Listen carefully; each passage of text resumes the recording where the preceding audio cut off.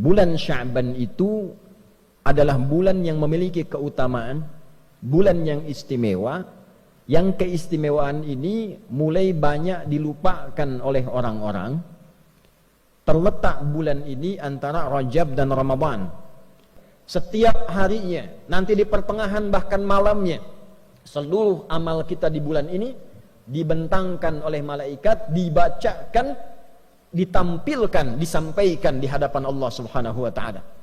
Si fulan amalnya begini, si fulan salatnya begini, si fulan baca Qur'annya begini, si fulan sedekahnya begini. Disebutkan di hadapan Allah sekalipun Allah sudah mengetahui itu semua untuk memberikan petunjuk kepada kita bahwa nama kita sedang disebut.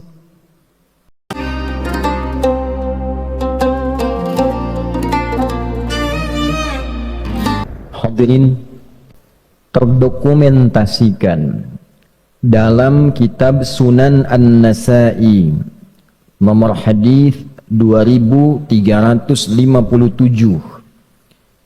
Sanad hadis ini diriwayatkan pada sahabat mulia yang masih junior, masih muda, kurang lebih 5 tahun di atas sahabat Ibnu Abbas radhiyallahu taala anhuma, yang saat Nabi sallallahu alaihi wasallam wafat beliau masih berumur 20 tahun. Ayahnya termasuk yang dikasihi oleh Nabi sallallahu alaihi wasallam, bahkan pernah tercatat dalam sejarah menjadi anak angkat yang diadopsi oleh Nabi sallallahu alaihi wasallam. Sahabat junior ini bernama Usamah, ayahnya Zaid bin Harithah radhiyallahu taala anhuma.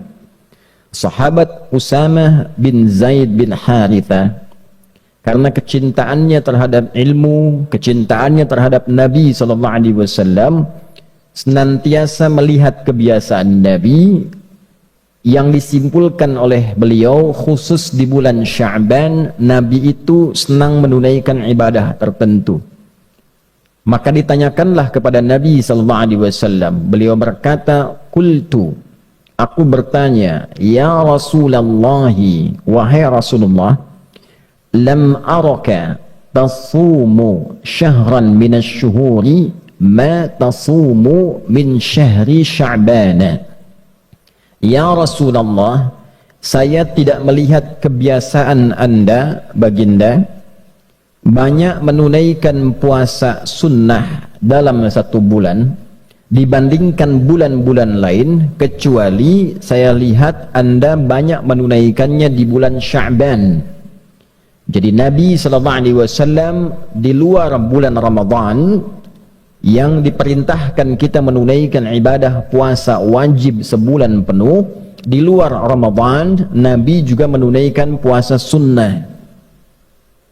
Di antara sekian bulan, 11 bulan selain Ramadan, Nabi diamati oleh sahabat yang kecil, yang junior ini banyak menunaikan puasa sunnahnya di bulan Sya'ban. Maka ditanyakanlah kepada beliau sallallahu alaihi wasallam, mengapa Nabi banyak menunaikan puasa di bulan Sya'ban?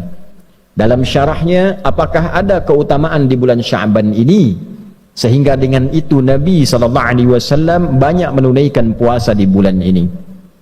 Maka Nabi sallallahu alaihi wasallam kemudian menjawab, qala Rasulullah sallallahu alaihi wasallam, "Dzalika syahrun yaghfulun nasu anhu baina Rajab wa Ramadan."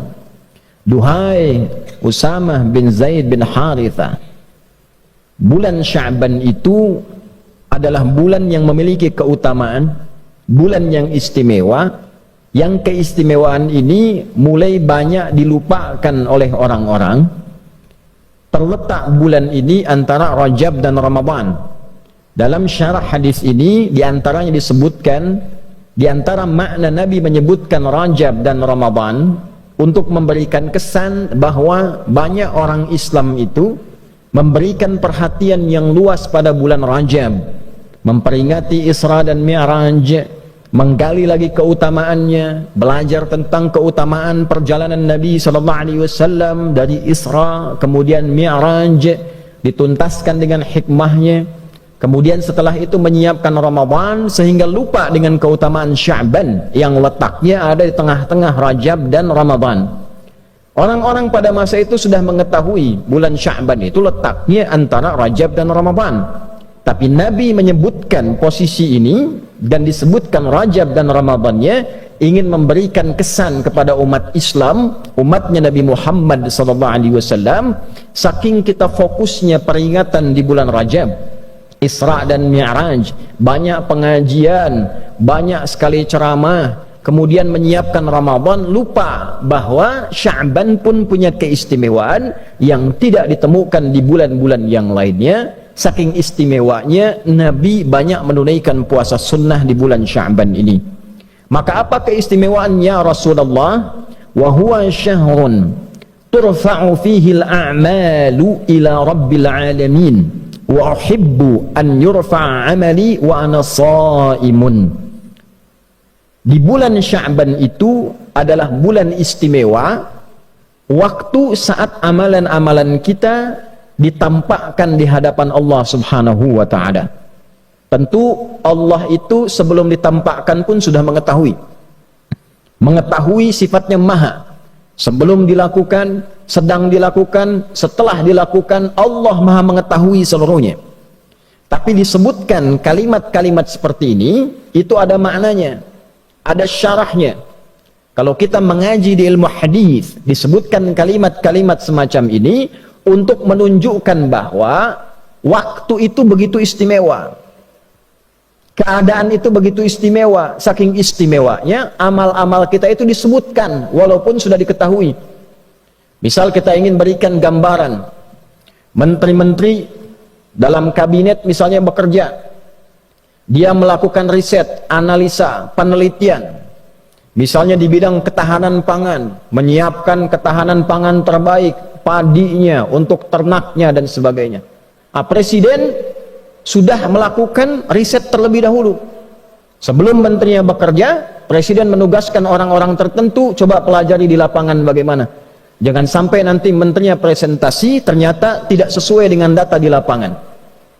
Maka ketika menterinya presentasi di hadapan presiden, kemudian disebutkanlah hasilnya sesuai, hasilnya bagus, yang luar biasa. Sebelum menterinya presentasi, disampaikanlah kemudian catatan-catatan menteri itu di hadapan presiden, misalnya oleh sekretaris kabinetnya, oleh menteri koordinatornya, disebutkan ini catatannya bagus, penelitiannya bagus, hasilnya bagus, datanya benar.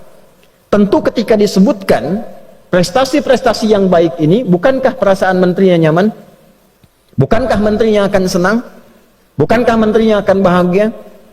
Kalau kita sekarang sedang bekerja dengan baik, berprestasi, kemudian nama kita disebut secara nasional, dipresentasikan, disebutkan di hadapan pejabat-pejabat, disebutkan di hadapan masyarakat-masyarakat, si fulan ini bagus, sholatnya bagus, sosialnya bagus, beramalnya bagus, semangatnya bagus, kenegaraannya bagus. Bukankah ketika diviralkan itu kita merasa bangga?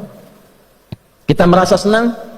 Sekarang orang masuk koran sudah senang, orang viral sudah senang, orang disebut-sebut sudah senang. Nah, ini ada waktunya nama dan amal kita disebut-sebut di hadapan Allah. Si fulan amalnya begini, si fulan sholatnya begini, si fulan baca Qurannya begini, si fulan sedekahnya begini. Disebutkan di hadapan Allah, sekalipun Allah sudah mengetahui itu semua, untuk memberikan petunjuk kepada kita bahwa nama kita sedang disebut, amal kita sedang diagung-agungkan, amal kita sedang dievaluasi. Maka Nabi SAW memberi contoh kepada kita, saya akan sangat merasa senang dan gembira ketika amal saya ditampakkan di hadapan Allah, disebut-sebut, dievaluasi, saya sedang dalam keadaan menunaikan puasa. Hadirin, sekarang kita masuk pada syarahnya dengan singkat tentang hadis ini. Ada 3 pokok yang terkait dengan syarah hadis dimaksudkan. Yang pertama, tipikal seorang muslim belajar dari ilmu sanad pada hadis ini, tersambung sanadnya pada sahabat Usamah bin Zaid radhiyallahu taala anhuma jami'an. Ini sahabat anak muda, pelajar. Jadi kalau Nabi usia 43 tahun, beliau baru lahir. Nabi diangkat jadi Nabi sallallahu alaihi wasallam, diberikan bekal oleh Allah selama 3 tahun 6 bulan. bekal, belum berdakwah secara luas, ini anaknya baru lahir. Nabi berdakwah, tinggal di Mekah kurang lebih berdakwah setelah fase 3 tahun, 10 tahun, 10 tambah 3, 13 tahun. Berarti anak ini usianya baru 10 tahun.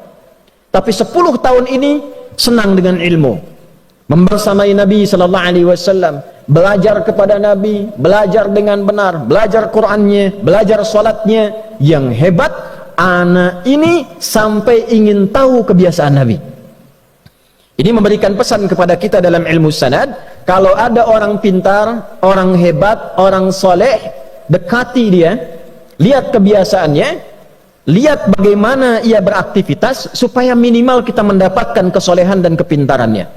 Lihat bagaimana cara dia belajar, lihat bagaimana cara dia beribadah, lihat bagaimana cara dia berinteraksi dalam kehidupan sosial. Dulu semua sahabat Nabi begitu. Yang ingin dapat percikan berkah ilmu dari Nabi, maka mereka akan melihat bagaimana Nabi belajar, dibimbing oleh Allah Subhanahu wa taala melalui malaikat Jibril. Itu ditiru kemudian. Ketika Nabi menyampaikan, langsung dipraktikkan. Maka hasilnya seperti sahabat Ali bin Abi Thalib radhiyallahu taala anhu, sahabat Abu Hurairah radhiyallahu taala anhu, Salman Al-Farisi radhiyallahu taala anhu, yang kecil-kecil seperti Abdullah bin Abbas radhiyallahu taala anhuma, Abdullah bin Umar radhiyallahu taala anhuma, Abdullah bin Amr bin Al-As radhiyallahu taala anhuma, termasuk sahabat Usama bin Zaid bin Harithah radhiyallahu taala anhuma, jami'an. Kalau belum dapat pintarnya, dapat solehnya. Rajin ke masjidnya, rajin bacaan Qur'annya. Kalau sudah soleh dulu, ilmu pasti datang. Karena syarat ilmu mudah diberikan oleh Allah adalah hadirnya kesolehan dalam diri kita, mantapnya hati kita menerima cahaya. Wattaqullah wa yu'allimukumullah. Tingkatkan takwamu kepada Allah, baru Allah tanamkan, ajarkan, pahamkan pengetahuan pada diri kita. Yarfa'illahu alladhina amanu minkum walladhina utul ilma darajat. Kalau ingin diberikan ilmu utul ilma, maka tambahkan imannya dulu. Rajin tahajudnya, rajin zikirnya, rajin salawatnya pada Nabi SAW, semangat dalam belajarnya, semangat dekati Allah. Kalau sudah dekat dengan Allah, diberikan apa yang kita inginkan, termasuk ilmu.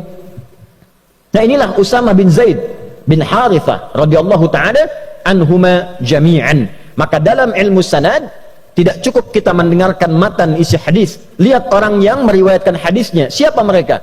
Ada yang di bidang militer, ada yang di bidang kamtibmas, ada yang di bidang niaga, bisnis, ada yang di bidang pengetahuan, ada yang di bidang rumah tangga. Pelajari siapa mereka, bagaimana mereka mengambil ilmu dari Nabi sallallahu alaihi wasallam. Nah, sahabat ini karena melihat kebiasaan Nabi di bulan Sya'ban, artinya apa?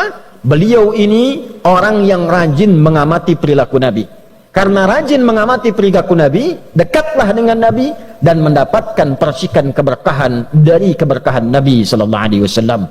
Maka di era Umar bin Khattab radhiyallahu taala anhu saat menjadi khalifah, beliau presiden, punya Baitul Mal, pusat ekonomi, pusat harta. Pada waktu-waktu tertentu dibagikan ke semua rakyatnya. Jadi beliau melihat potensi di wilayahnya, di negara yang dipimpinnya, apa saja sumber dayanya, apa saja yang diolahnya, dikumpulkan di pusat kumpulan harta namanya Baitul Mal. Setelah itu diberikan kemudian kepada rakyatnya secara merata, sesuai dengan porsi, kebutuhan, dan keutamaannya. Setiap bulan semua rakyat dapat santunan, yang belum bisa kerja dapat modal, dapat bimbingan, yang yatim dirawat, yang kehilangan suami dirawat juga, negara hadir membersamai. Satu kali anaknya Umar bin Khattab radhiyallahu taala anhu mendapat bagian. Ketika dibagikan, setelah itu Usamah bin Zaid dapat bagian juga. Ternyata bagiannya Usamah bin Zaid itu 2 kali lipat dari anaknya Umar bin Khattab, yaitu Abdullah bin Umar bin Khattab radhiyallahu taala anhuma. Anak presiden dapat bagian Baitul Mal, ya, karena presidennya juga tidak tampil dengan kekayaan, hidupnya sederhana. Walaupun orangnya jenius, pintar, hidupnya sederhana, rumahnya sederhana, anaknya pakai baju banyak tambalan dalam bajunya. Dapat santunan dari negara untuk menunjukkan negara hadir dengan porsi yang sama. Walaupun anak presiden, rakyat juga. Walaupun anak seorang pemimpin, sama dengan rakyat juga. Bajunya sama, tertawa bersama, duka bersama. Tapi ternyata ada anak lain yang bukan anak presiden, porsinya mendapatkan 2 kali lipat dari anak presiden. Ini menarik. Maka anaknya bertanya kepada bapaknya yang presiden, wahai ayahanda, kenapa Usama mendapatkan bagian lebih daripada saya 2 kali lipat? Maka kata Umar bin Khattab radhiyallahu taala anhu, karena Usama bin Zaid itu lebih dekat hubungannya dengan Nabi, lebih dicintai oleh Nabi. Artinya apa? Nabi lebih mengetahui keadaan Usama dibandingkan dengan anaknya Umar. Porsi kebutuhannya, kehidupannya bagaimana, lebih dicintai oleh Nabi. Dan bapaknya Usama lebih dekat kepada Nabi dan lebih dicintai oleh Nabi dari bapakmu. Bayangkan, Umar bin Khattab, seorang pemimpin, beliau jadi presiden di era itu, mengatakan pada anaknya, bapaknya Usama lebih dicintai dan dekat dengan Nabi. Usamahnya lebih dicintai dan dekat dengan Nabi dibandingkan dengan engkau dan dibandingkan dengan bapakmu. Artinya apa?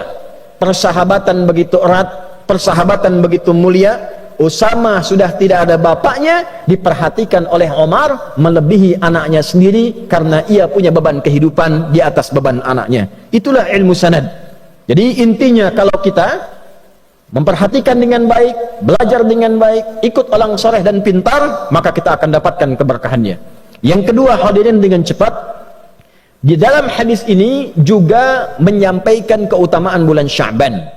Setiap harinya, nanti di pertengahan bahkan malamnya, seluruh amal kita di bulan ini dibentangkan oleh malaikat, dibacakan, ditampilkan, disampaikan di hadapan Allah Subhanahu wa taala. Jadi malaikat membacakan, si fulan, ya Allah, hamba-Mu baca Al-Qur'an di hari ini. Si fulan berzikir, si fulan salawat pada Nabi Muhammad sallallahu alaihi wasallam. Si fulan meningkatkan bacaan Al-Qur'annya. Maka dari itu kita siapkan dengan semangat di bulan Sya'ban ini, siapkan amalannya, siapkan peningkatannya, siapkan semangatnya, karena nama dan amalan kita disebut-sebut di bulan ini. Yang ketiga, Nabi mengajarkan kurikulum persiapan Ramadan di bulan Sya'ban. Ayat puasa turunnya bukan di bulan Ramadan. Ayat puasa turun di bulan Sya'ban di tahun kedua Hijrah. Ulama kemudian menyimpulkan mengapa turun di bulan Sya'ban, sebagai persiapan bagi umat Nabi Muhammad sebelum masuk ke bulan Ramadan yang lebih istimewa daripada bulan Sya'ban. Karena Ramadan istimewa. Ramadan siang malamnya ada ampunan, siang malamnya ada rahmat, siang malamnya disebut-sebut kita, siang malamnya diberi peluang dibebaskan dari neraka. Lebih istimewa dari Sya'ban. Karena itulah Sya'ban kita berlatih menyiapkan diri untuk sampai ke bulan Ramadan. Apa latihan terbaiknya? Menunaikan puasa. Supaya saat Ramadan tidak kaget puasa sebulan penuh, maka kita perbanyak puasa di bulan Sya'ban ini. Yang sudah Senin dan Kamis, Senin puasa, Selasa istirahat, Rabu puasa lagi, Kamis puasa, Jumat istirahat, Sabtu bisa istirahat, Ahad bisa istirahat. Perbanyak, yang penting perbanyak. Senin puasa lagi. Yang sudah terbiasa nanti Ayyamul Bid, Senin Kamis tambah puasa Daud, Senin puasa, Selasa istirahat, Rabu puasa, Kamis istirahat, Jumat puasa, demikian sebelum sampai ke bulan Ramadan. Kalau sudah begitu, fisik kita terbiasa, masuk Ramadan siap sebulan penuh, kita sudah terbiasa beramal, siapkan kurikulum dari sekarang. Berapa banyak yang akan dibaca di bulan Ramadan, berapa kali khatam, berapa banyak infak, berapa banyak kita sholawat, siapkan dari sekarang supaya Ramadan kita sudah tangguh menghadapi bulan-bulan, hari-hari, waktu-waktu, malam-malam yang penuh dengan keistimewaan di sisi Allah Subhanahu wa taala. Itulah keutamaan bulan Sya'ban. Semoga kita dilindungi, diberikan hidayah, diberikan taufik oleh Allah Subhanahu wa taala untuk mau meningkatkan amal di bulan Sya'ban ini. Insyaallah pekan depan masuk insyaallah ke nisfu Sya'ban. Maka khususnya di malamnya perbanyak ibadah kepada Allah, perbanyak salatnya, perbanyak istighfar, perbanyak baca Al-Quran, dan semoga sesuai hadis Nabi SAW yang sahih, di malam pertengahan Sya'ban, nisfu Sya'ban, Allah menelisik ke dalam sampai ke hati kita. Maka orang-orang yang memohon ampun diampuni dosanya oleh Allah Subhanahu wa taala, kecuali orang yang masih ada iri hati, permusuhan di dalam jiwanya yang paling dalam.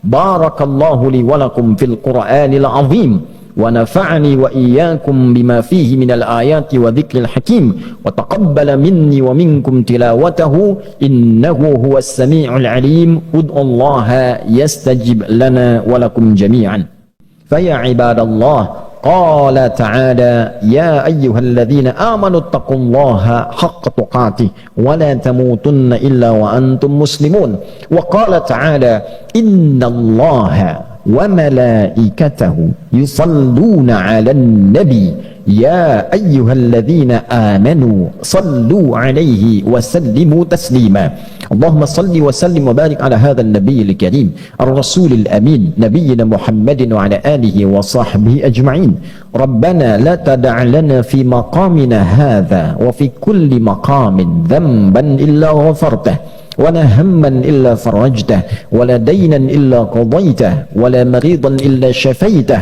ولا عاسرا إلا يسرته ولا حاجة من حوائج الدنيا والآخرة فيها لك رضا وفيها لنا الصلاح إلا قضيتها يا أرحم الراحمين. Ya Allah, jika ada pendosa di Jumat ini ampuni dosanya. Jika ada yang sakit mohon angkat dan sembuhkan penyakitnya. Jika ada yang mengalami kesulitan mohon angkat dan hilangkan kesulitannya. Jika ada yang tengah gelisah mohon tenangkan hatinya. Jika ada yang sampai Jumat ini diliputi utang piutang limpahkan luasan rizki kepadanya untuk melunasi utang-utangnya. Allahumma barik hadzal makan wa hadzal ma'had ma'had mira ya arhamar rahimin tamam al mubarakah kama barakta kull al amakin al qadimah wal haliyah wal mutaqaddimah ya arhamar rahimin. Ya Allah, anugerahkan keberkahan kepada pesantren ini, pesantren Mira, dan seluruh tempat-tempat yang baik yang pernah Engkau berkahi di muka bumi ini. Allahumma hafadz biladana Indonesia waj'alha baldatan thayyibatan wa anta tardaha. Ya Allah, mohon negeri kami Indonesia dijaga ya Allah. Jagalah negeri kami ini, jadikan negeri kami negeri yang makmur, negeri yang baik yang Engkau ridai. Allahumma hafadz umara'aha wa ru'asa'aha waj'alhum ya Allah minal 'udala liyukhaffifu hisabahum yaumal qiyamah. Ya Allah, mohon jaga para pemimpin kami dari level atas sampai yang bawahnya. Sehatkan mereka, kuatkan mereka, bimbing mereka agar bersikap adil dan baik dalam menjalani kepemimpinan untuk meringankan hisab mereka di akhirat kelak. Allahumma hafadz ulama'ana waj'alhum mukhlashina lakad-din. Ya Allah, mohon jaga para ulama kami, ikhlaskan mereka dalam berdakwah, berikan kemampuan mencerahkan umat, jauhkan dari perpecahan ya arhamar rahimin.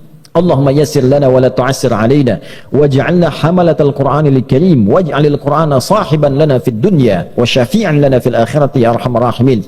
Ya Allah, jadikan kami semua termasuk ahli-ahli Al-Quran, terutama ya Allah keluarga besar pesantren ini jadikan termasuk ahli Al-Quran. Jadikan ya Allah Al-Quran sebagai teman kami di dunia, syafaat bagi kami di akhirat, cahaya bagi kami di alam kubur kami ya arhamar rahimin. Allahumma ashtaqna bi Rasulillah sallallahu alaihi wasallam la tahrimna al-liqa ma'al Mustafa sallallahu alaihi wasallam yaumal qiyamati fi jannatikal firdausil a'la ya arhamar rahimin. Ya Allah, anugerahkan ya Allah dari kerinduan kami kepada Nabi Muhammad sallallahu alaihi wasallam kesempatan untuk berjumpa dengan beliau, kesempatan ya Allah untuk bersua dengan beliau, kesempatan untuk tinggal di surga Firdaus dan bersamai oleh Rasulullah sallallahu alaihi wasallam. Rabbana atina fid dunya hasanah wa fil akhirati hasanah wa qina adzaban nar bi fadlika subhana rabbika rabbil izzati amma yasifun wa salamun alal mursalin wa akhiru da'wana anil hamdulillahi rabbil alamin.